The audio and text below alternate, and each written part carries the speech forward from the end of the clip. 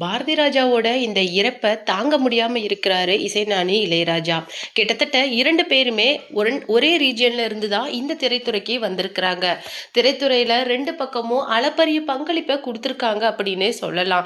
2 பேருமே தேனி சைட்ல இருந்து வந்தவங்க தான். இளையராஜா பாரதி ராஜாவை விட வயசுல சின்னவர் தான். ஆனாலும் அவர் தன்னுடைய அண்ணன் மாதிரி இருக்கிற அவருடைய இறப்பை தாங்க முடியாம மிகுந்த வருத்தத்துல இருக்கிறாரு. அந்த வருத்தத்துல இருந்த அவர் சொன்ன விஷயங்கள் என்ன அப்படின்னு சொல்லிட்டு பார்த்தீங்கன்னா, கங்கை அமரன் பாரதி ராஜாவோட இறப்புல பீறிட்டு பேசின விஷயங்களை பத்தி தான் அவரும் சொல்லியிருக்காரு. என்னுடைய தம்பி பேசின விஷயங்கள் மிகவும் சரியானது. ஏன்னா மிகுந்த கஷ்டம் மற்றும் மிகப்பெரிய இதை தாண்டி தான் இன்னைக்கு பாரதி ராஜா அப்படிங்கிற பேரை நிலைநிறுத்துறதுக்காக அவர் ஆரம்ப காலத்துல பட்ட கஷ்டங்கள்லாம் யாருக்குமே தெரியாது. தன்னுடைய பங்களிப்பு அப்படிங்கிறது இந்த திரையுலகில் தன்னுடைய இறப்புக்கு அப்புறமும் இருக்கணும் அப்படிங்கிற ஒரே காரணத்துக்காக பாரதி ராஜா ராப்பகலா இந்த வேலைகளை கஷ்டப்பட்டு செஞ்சிருக்கிறாரு. அசிஸ்டன்ட் டைரக்டராக இருந்து டிரெக்டர் ஆகி நிறைய தோல்விகளை சந்திச்சு இன்னைக்கு திரையுலகில் ஒரு இடத்தை பிடிக்கிறது அப்படிங்கிறது சாதாரணம் கிடையாது.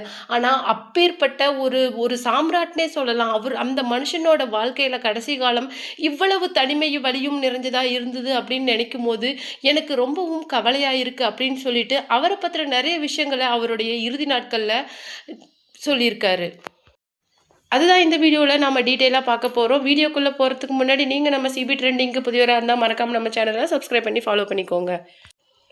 இளையராஜா பாரதி ராஜா 2 பேருமே தேனி சைட்ல இருந்தா இந்த திரையுலகுக்கு வந்தாங்க.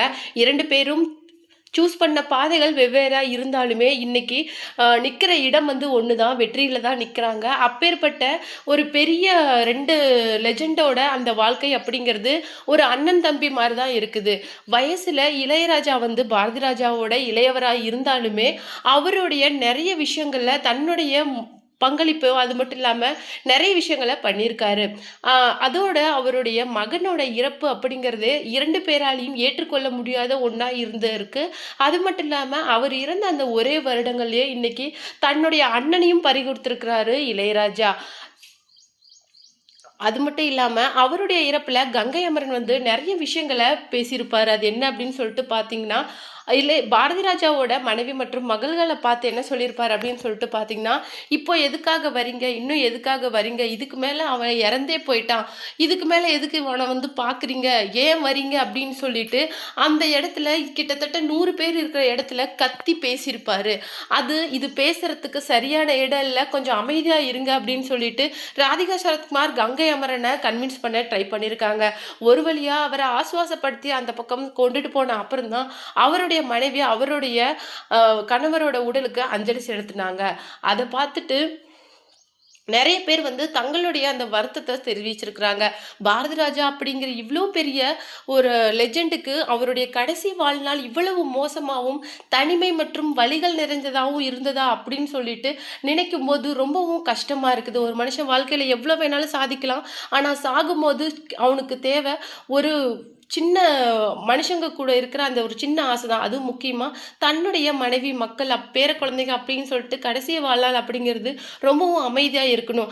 அந்த ஒரு இது என்னுடைய அண்ணாக்கு இல்லாமல் போயிடுச்சு அப்படின்னு சொல்லிட்டு இளையராஜா ரொம்பவும் வருத்தப்பட்டு பேசியிருக்காரு. அவனுடைய மகனோட அந்த இறப்பிலிருந்து அவனால் வெளியில் வரவே முடியல அப்படிங்கிறது எல்லாருக்குமே நல்லாவே தெரியும்.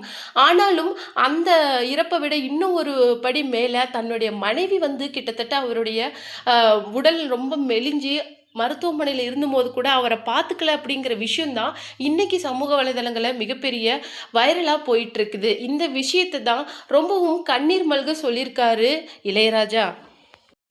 அவருடைய தனிமை மற்றும் வலி இதோட நிறைவடைஞ்சது. இதுக்கு மேலேயாவது அவனுடைய ஆத்மா சாந்தி அடையட்டும் அப்படின்னு சொல்லிட்டு நான் இறைவனை பிரார்த்தனை பண்ணிக்கிறேன் அப்படின்னு கண்ணீர் மல்க சொல்லியிருக்காரு இசைஞானி இளையராஜா.